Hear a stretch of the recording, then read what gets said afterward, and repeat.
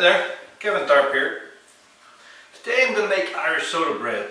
It's almost St. Patrick's Day and my wife is Irish, and so thought I would go ahead and make an Irish soda bread.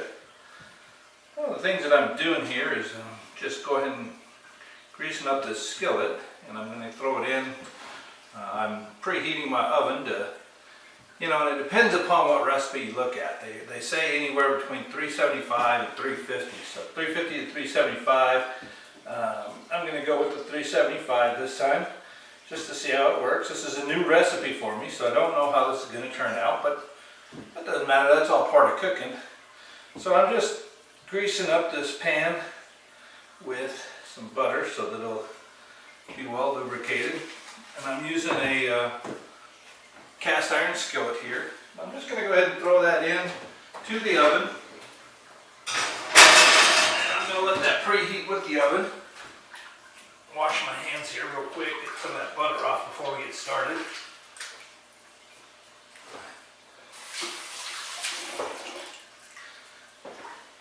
Still kind of buttery, but that's all right.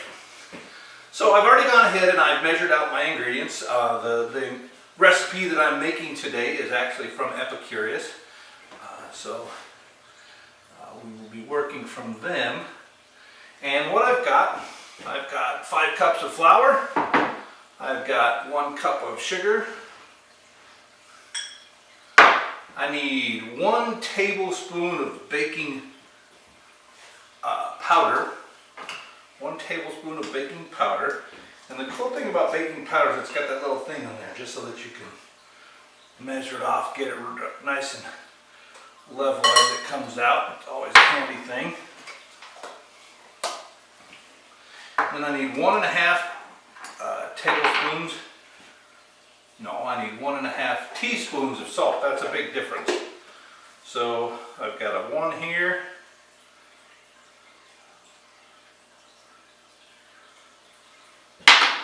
Then a 1/2 there.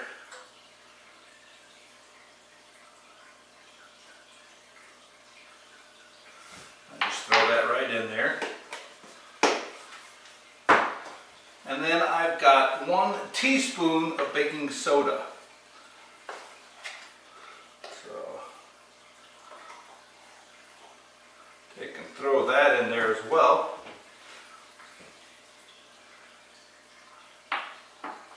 And then what I need to do is I need to go ahead and whisk that all up. So you want to get a nice good mix on these dry ingredients, where there's no clumps of this and missing places of that. You get just a nicer overall product. So I'm mixing that up. You could do this in a stand mixer or something like that. But there's really no difficulty to this. This is one of those recipes you don't need a whole lot of equipment to take care of.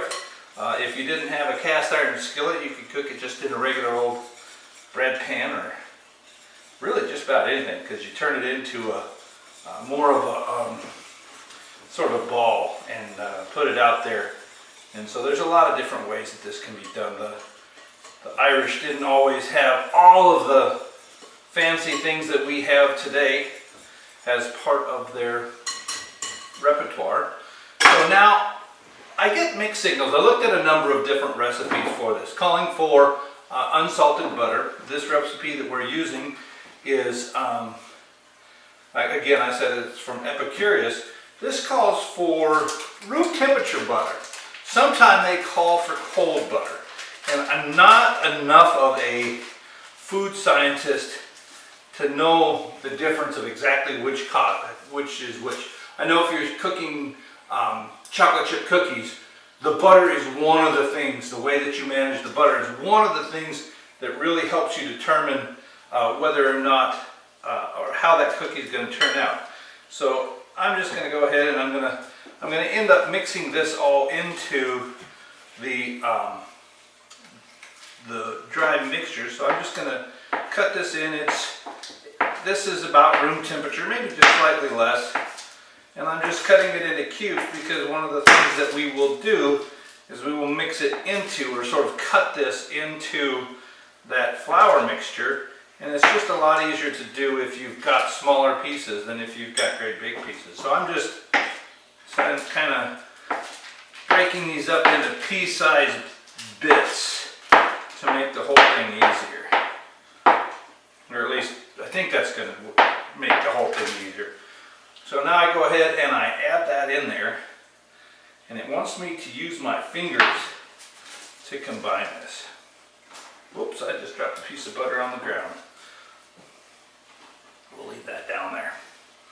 So I'm just going to take and kind of play with this, cutting the flour and the butter in together until it comes up with sort of a grainy sort of texture. I don't know how long it's going to take, a couple minutes. And so the reason I'm doing Irish soda bread, I think I mentioned my wife is Irish, and so every year this is sort of an excuse for us to break out the Irish soda bread. I hear that my pan is hot, my oven is hot, so I'm gonna, in just a minute I'll take that out and it'll be just about the right temperature. Not all the recipes call for preheating the pan, but obviously if you preheat it, it's going to have that advantage of starting warm, so that you get that heat into the mixture right off. Now, some of the recipes that I was looking at when I was looking at Irish soda bread were calling for it to be cooked in a Dutch oven or a cast iron skillet with a lid on it. And what that does is it causes it to steam, and you get that steam in there. And when you get steam on a bread, you get a really nice crusty bread. So, like I said, I saw a whole lot of different types of recipes, and they were all really inconsistent about those kind of things. So I guess you could pretty much make it however you felt like you needed to. As far as, you know, what kind of pan, what temperature, and try different things. You might find that if you preheat it, you like the way that it comes out crusty, or that the bottom crust is a little bit more done than if you do it the other way, or it takes a little less time to cook, or whatever. So try different ways. There's a lot of science to baking, but there's also a lot of what works for you and what do you like. So I'm getting close to where this is sort of, the butter is sort of mixed in and part of all of this flour.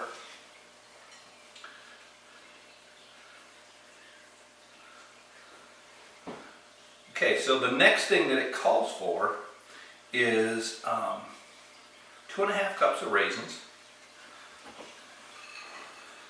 I didn't have quite enough raisins, so what I did is I took and I cut up some prunes just to make up sort of half a cup of the raisins. And so you could put in really pretty much any kind of dried fruit that you wanted to use, I'm sure, and make this your own recipe. If you like dried apple bits, try it, see what happens. All you got to do is invest a little bit of time and really not very much money.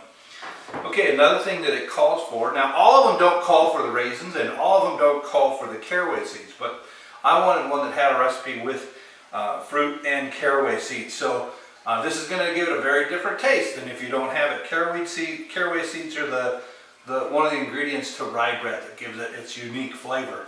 So what I've got here is 3 tablespoons of caraway seeds. And I'm going to put them in there. Now you'll notice I use a shot glass, being that it's almost St. Patrick's Day. It makes sense that they used the equivalent of a heaping shot glass of caraway seeds.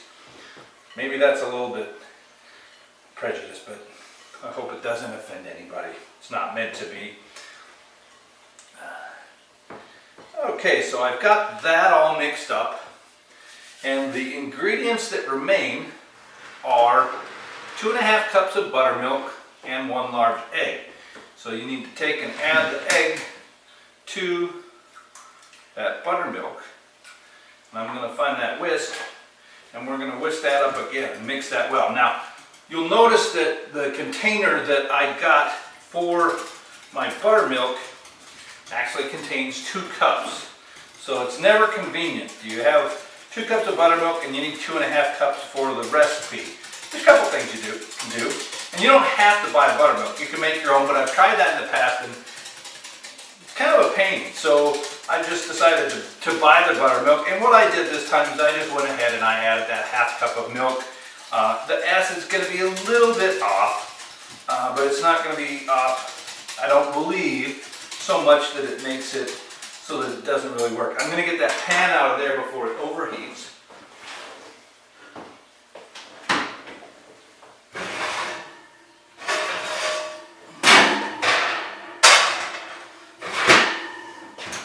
So it's nice and warm, butter's all melted, ready to go, but it's not smoking.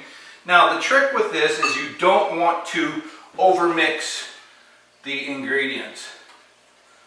So it says stir just well enough until incorporated, and the dough's going to be really sticky.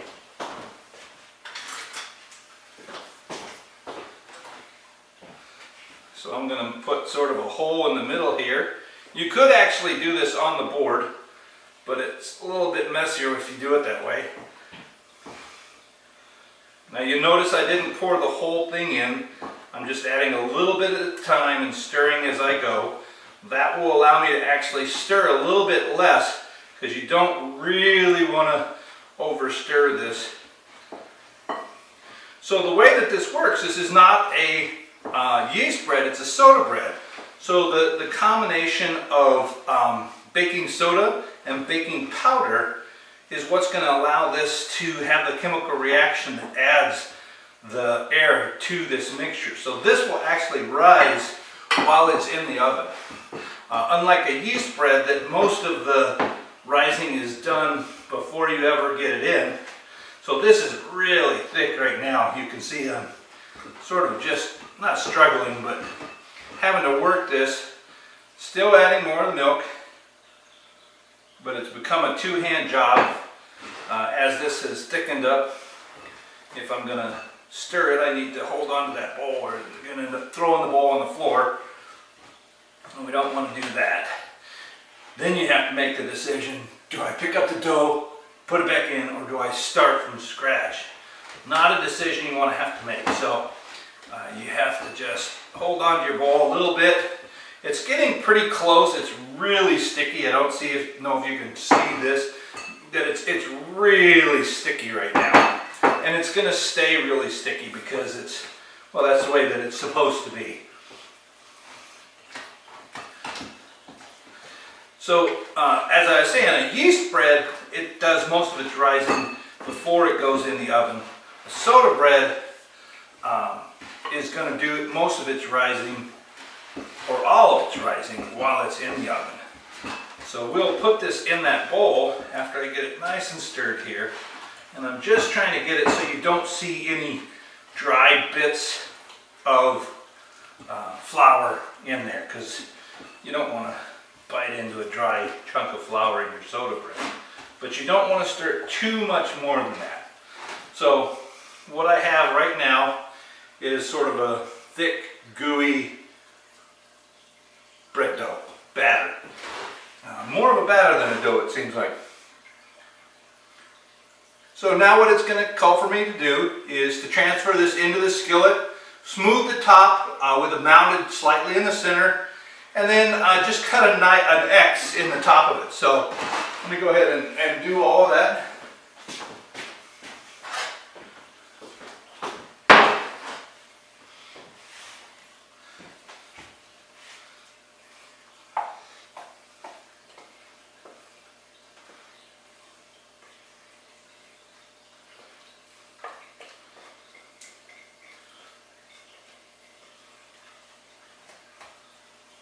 Little bit of doughy or floury bit still there at the very bottom, but that'll get worked in as I'm working here.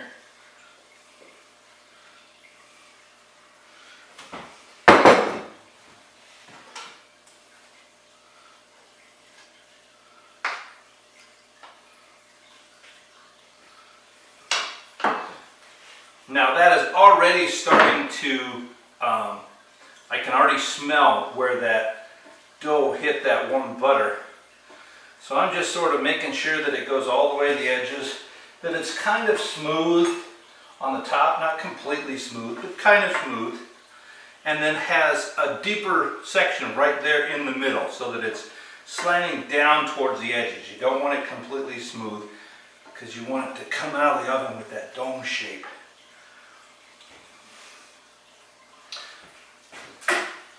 So now I just take my knife and I cut an X into the top of that. And that should, as it rises in the oven, allow that extra room to expand and come on up.